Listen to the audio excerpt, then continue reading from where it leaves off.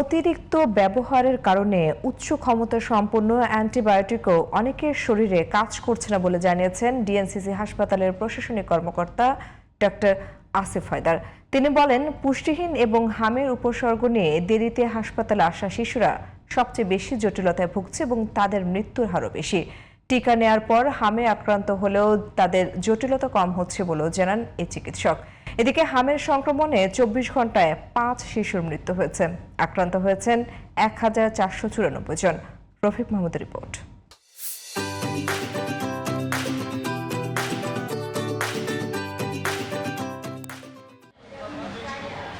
সরকারের বিভিন্ন পদক্ষেপের পরও কোনোভাবেই লাগাম টানা যাচ্ছে না হামের সংক্রমণের।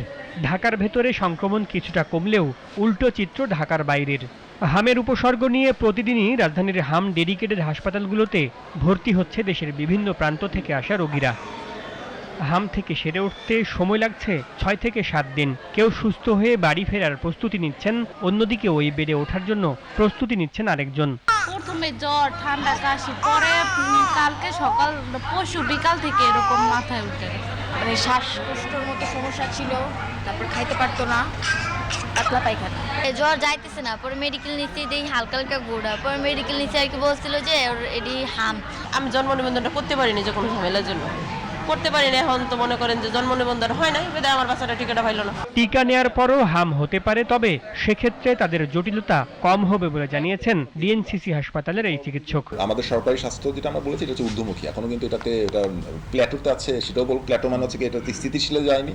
আগে তো প্ল্যাটো থেকে মানে এটা বাড়ছে একসময় প্ল্যাটোতে যাবে, প্ল্যাটো থেকে একসময় কমা শুরু করবে। তো আগে তো ঊর্ধ্বমুখী ধারাটা বন্ধ করতে হবে। তো ঊর্ধ্বমুখী ধারা বন্ধ হয়েছে, এটা কিন্তু আমরা এখন বলবো না। তো সময় লাগবে। টিকা দিতে শুরু হয়েছে, অবশ্যই কমবে, কোনো সন্দেহ নাই কমবে, কিন্তু কবে কমবে সেটার জন্য সময় দিতে হবে আমাদের। হামে আক্রান্ত শিশুদের 0.৫% মারা যাচ্ছে বলেও জানিয়েছেন তিনি। Rafiq Mahmud, GTV news, Dhaka.